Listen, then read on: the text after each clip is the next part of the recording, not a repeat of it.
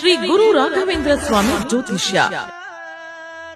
ಮಂತ್ರಾಲಯದಲ್ಲಿ ತಮ್ಮ ತಪೋಶಕ್ತಿಯಿಂದ ವಾಕ್ಯ ಸಿದ್ಧಿ ಮಂತ್ರಸಿದ್ಧಿ ಪಡೆದಿರುವ ಪಂಡಿತ್ ಶ್ರೀ ಅಪ್ಪಟಾಚಾರ್ಯರು ತಾಂತ್ರಿಕ ಜ್ಯೋತಿಷ್ಯರು. ಶ್ರೀ ಸಾಯಿಬಾಬಾ ಹಾಗೂ ರಾಘವೇಂದ್ರ ಸ್ವಾಮಿಯ ಆರಾಧಕರು. ನಿಮ್ಮ ಸಮಸ್ಯೆಗಳ ಪರಿಹಾರಕ್ಕೆ ಇಲ್ಲಿದೆ ದಿವ್ಯ ಮಾರ್ಗ. ಡಿವೋರ್ಸ್ ಪ್ರಾಬ್ಲಮ್, ಅನಾರೋಗ್ಯ, ಪ್ರೇಮ ವಿಚಾರ, ಸಂತಾನ, ಸಾಲಬಾಧೆ, ಕೋರ್ಟ್ ಕೇಸ್, ವ್ಯಾಪಾರ, ಮಾಟ ಮಂತ್ರ ತಡೆ, ಶತ್ರುಕಾಟ, ಕೌಟುಂಬಿಕ ಕಲಹ, ಇನ್ನೂ ನಿಮ್ಮ ನಿಗೂಢ ಗುಪ್ತ ಸಮಸ್ಯೆಗಳಿಗೆ ಶ್ರೀ ರಾಘವೇಂದ್ರ ಸ್ವಾಮಿಯ ಮೂಲ ಬೃಂದಾವನ ರಹಸ್ಯ ಬಲಿಷ್ಠ ಪೂಜಾ ಶಕ್ತಿಯಿಂದ ಕೆಲವೇ ದಿನಗಳಲ್ಲಿ ಶಾಶ್ವತ ಪರಿಹಾರ ಶತಸಿದ್ಧ. ವಿಶೇಷ ಸೂಚನೆ: ಅಲ್ಲಿ ಇಲ್ಲಿ ಕೇಳಿ ಎಲ್ಲೂ ಪರಿಹಾರವಾಗದ ನಿಮ್ಮ ಸರ್ವ ಸಮಸ್ಯೆಗಳಿಗೆ ಇಲ್ಲಿದೆ ದಿವ್ಯ ಮಾರ್ಗ.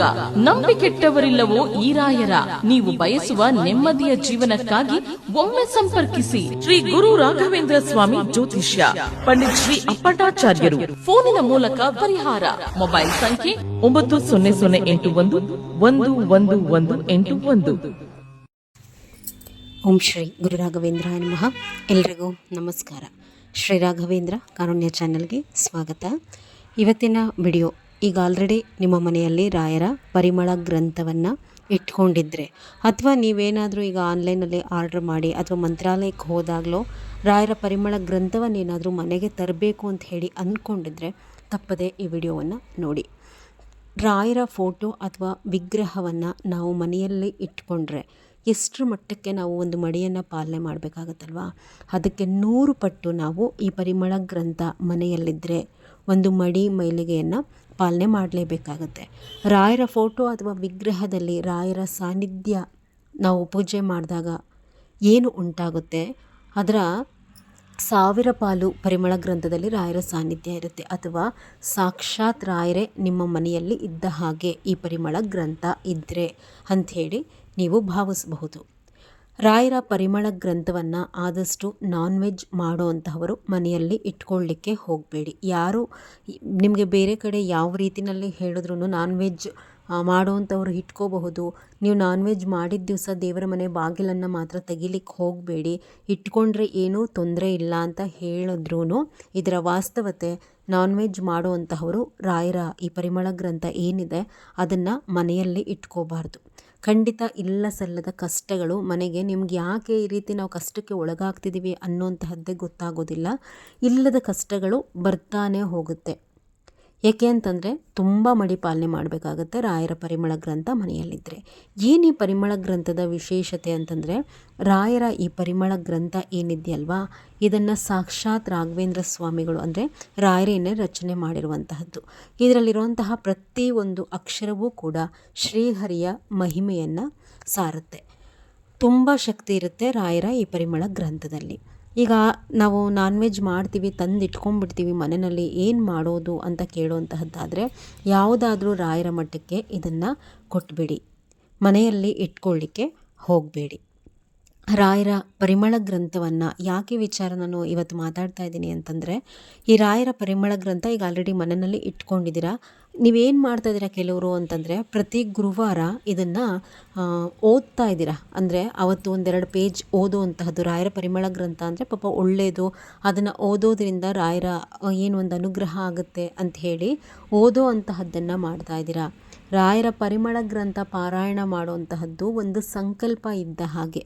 ಅಂದರೆ ಅದನ್ನು ನೀವೇನಾದರೂ ಒಂದು ಗುರುವಾರ ರಾಯರ ಪರಿಮಳ ಗ್ರಂಥವನ್ನು ಓದ್ತೀನಿ ಅಂತ ಹೇಳಿ ಪ್ರಾರಂಭ ಮಾಡಿಕೊಂಡ್ರೆ, ಸಂಕಲ್ಪ ಮಾಡಿಕೊಂಡ್ರೆ ಅದನ್ನು ನೀವು ಕಂಟಿನ್ಯೂಸ್ ಆಗಿ ಪ್ರತಿನಿತ್ಯ ಒಂದಷ್ಟು ಪುಟಗಳನ್ನು ಓದಿದ್ರೂ ಪರವಾಗಿಲ್ಲ, ನಿರಂತರವಾಗಿ ಓದಿ ಪೂರ್ತಿಯಾಗಿ ಮುಗಿಸ್ಬೇಕು. ಈ ಗುರುವಾರ 1-2 ಪೇಜ್ ಓದುವಂತಹದ್ದು, ನೆಕ್ಸ್ಟ್ ಗುರುವಾರ 1-2 ಪೇಜ್ ಓದುವಂತಹದ್ದು, ಆ ರೀತಿ ಮಾಡೋ ಹಾಗೆ ಇಲ್ಲ. ಈಗ ಈ ಗುರುವಾರ ನೀವೇನಾದರೂ ಸಂಕಲ್ಪ ಮಾಡಿಕೊಂಡು ರಾಯರ ಪರಿಮಳ ಗ್ರಂಥವನ್ನು ಓದಲಿಕ್ಕೆ ಪ್ರಾರಂಭ ಮಾಡಿದ್ರಿ ಅಂತಂದರೆ ಅದು ಕಂಪ್ಲೀಟ್ ಆಗೋವರೆಗೂ ಓದ್ತಿರಲ್ವ, ಅಷ್ಟೂ ದಿವಸಗಳ ಕಾಲ ನೀವು ನಾನ್ ವೆಜ್ಜನ್ನು ಬಿಡಬೇಕಾಗತ್ತೆ. ರಾಯರ ಪರಿಮಳ ಗ್ರಂಥ ಓದ್ಕೊಂಡು ಅದೆಲ್ಲ ತಿನ್ನುವಂತಹದ್ದು ನೀವು ಮಾಡೋ ಹಾಗೆ ಇಲ್ಲ. ಹಾಗೆ ರಾಯರ ಗುರುಚರಿತ್ರೆಯನ್ನು ಕೂಡ ಮನಸ್ಸೋ ಇಚ್ಛೆ ಪಾರಾಯಣ ಮಾಡಬೇಡಿ. ಗುರುಚರಿತ್ರೆಯನ್ನು ಓದೋದಕ್ಕೂ ಕೂಡ ತುಂಬ ನಿಯಮಗಳು ಇದೆ. ನೆಕ್ಸ್ಟ್ ವಿಡಿಯೋಸಲ್ಲಿ ಎಲ್ಲವನ್ನ ಕೂಡ ತಿಳಿಸ್ಕೊಡ್ತೀನಿ. ಈಗ ರಾಯರ ಪರಿಮಳ ಗ್ರಂಥ ಮನೆಯಲ್ಲಿದ್ದರೆ ನೀವೇನು ಮಾಡಬೇಕು ಅಂದರೆ, ನಾನು ಹೇಳೋವಂತಹದ್ದಾದರೆ ನೋಡಿ, ನಾನ್ ವೆಜ್ ತಿನ್ನೋ ಹಾಗಿದ್ರೆ ದಯಮಾಡಿ ಅದನ್ನು ಯಾವುದಾದ್ರೂ ರಾಯರ ಮಠಕ್ಕೆ ಕೊಟ್ಬಿಡಿ. ಮತ್ತು ಪೀರಿಯಡ್ಸ್ ಆಗ್ತಿರಲ್ವ ಹೆಣ್ಮಕ್ಳು, ಆ ಪೀರಿಯಡ್ಸ್ ಆದಂತಹ ಹೆಣ್ಣು ಮಕ್ಕಳ ನೆರಳು ಕೂಡ ರಾಯರ ಪರಿಮಳ ಗ್ರಂಥದ ಮೇಲೆ ಬೀಳಬಾರ್ದು. ಒಂದು 3 ದಿವಸ 5 ದಿವಸ ನಿಮ್ಮ ನೆರಳು ರಾಯರ ಪರಿಮಳ ಗ್ರಂಥದ ಮೇಲೆ ಬೀಳದ ಹಾಗೆ ನೋಡ್ಕೊಳ್ಳಿ. ಇನ್ನು ನಾನ್ ವೆಜ್ ಏನು ನಾವು ಮಾಡೋದಿಲ್ಲ, ರಾಯರ ಪರಿಮಳ ಗ್ರಂಥ ಮನೆಯಲ್ಲಿ ಇಟ್ಕೊಂಡಿದ್ವಿ ಅನ್ನೋಂತಹದ್ದಾದರೆ ಪ್ರತಿ ಗುರುವಾರ ನೀವೇನು ರಾಯರ ಫೋಟೋ ಬಿಟ್ಟು ಈ ಪರಿಮಳ ಗ್ರಂಥದ ಅಕ್ಕಪಕ್ಕನೇ ಅಂದರೆ ಒಂದು 4 ಕಾಳು ಮಂತ್ರಾಕ್ಷತೆ, ರಾಯರ ಮಠದ ಅಕ್ಷತೆ ಪರಿಮಳ ಗ್ರಂಥದ ಮೇಲೆ ಹಾಕಿ ಸ್ವಲ್ಪ ತುಳಸಿ ಹಾಕಿಬಿಟ್ಟು ಆ ಪರಿಮಳ ಗ್ರಂಥದ ಅಕ್ಕಪಕ್ಕ 2 ತುಪ್ಪದ ದೀಪವನ್ನು ಹಚ್ಚಬೇಕಾಗತ್ತೆ.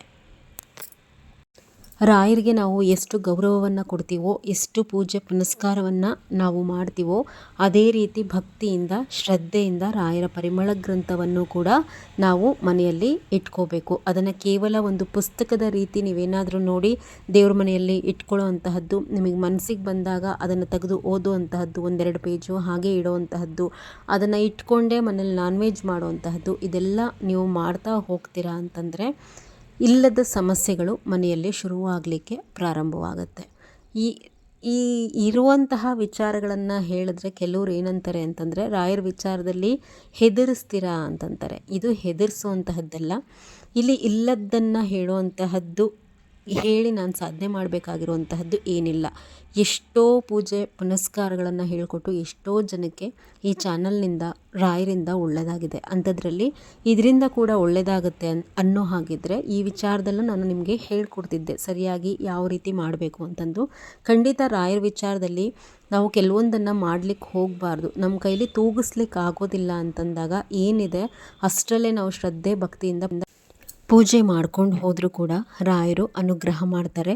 ಎಲ್ಲವನ್ನೂ ಕೂಡ ಮಾಡಿ ಇಲ್ಲದ ಕಷ್ಟಗಳನ್ನ ಮೈಮೇಲೆ ಹೇಳ್ಕೊಂಡು ಆ ಅಪವಾದವನ್ನು ರಾಯರ ಮೇಲೆ ಹಾಕಿ, ಅಂದರೆ ರಾಯರನ್ನ ಪೂಜೆ ಮಾಡಲಿಕ್ಕೆ ಹಿಡಿದು ಕಷ್ಟ ಜಾಸ್ತಿ ಆಯಿತು ಅಂತ ಹೇಳಿ ರಾಯರ ಮೇಲೆ ಹಾಕಿ ಅಂತ ಹೇಳಿ ಖಂಡಿತ ರಾಯರು ನಿಮಗೆ ಹೇಳೋದಿಲ್ಲ. ನಾನ್ ವೆಜ್ ಇಲ್ದಲೇ ಮಾಡ್ದಲೇ ಇರೋವಂಥವ್ರ ಮನೆಯಲ್ಲಿ ಇಟ್ಕೊಳ್ಳಿ. ನಾನ್ ವೆಜ್ ಮಾಡೋವಂಥವ್ರ ಮನೆಯಲ್ಲಿ ಈ ಪರಿಮಳ ಗ್ರಂಥವನ್ನು ಇಟ್ಕೊಳ್ಳುವಂತಹದ್ದು ಅಷ್ಟು ಸೂಕ್ತವಲ್ಲ. ಅಂದರೆ ಸಾಕ್ಷಾತ್ ರಾಯರೇ ನಿಮ್ಮ ಮನೆಯಲ್ಲಿರ್ತಾರೆ, ನೀವು ಪೂಜೆ ಮಾಡಿ ಬಿಡಿ, ಈ ಗ್ರಂಥ ಇತ್ತು ಅಂತಂದರೆ ರಾಯರು ಅಲ್ಲಿ ಇರ್ತಾರೆ ಅಂತಲೇ ಅರ್ಥ. ಸೊ ಹೇಳಿದ್ದು ನಿಮಗೆ ಅರ್ಥವಾಗಿದೆ ಅಂತ ಹೇಳಿ ಭಾವಿಸ್ತೀನಿ. ಇಲ್ಲಿಗೆ ಈ ವಿಡಿಯೋವನ್ನು ಮುಗಿಸ್ತಾ ಇದ್ದೀನಿ. ಮುಂದಿನ ವಿಡಿಯೋದಲ್ಲಿ ಸಿಗೋಣ. ನಮಸ್ಕಾರ.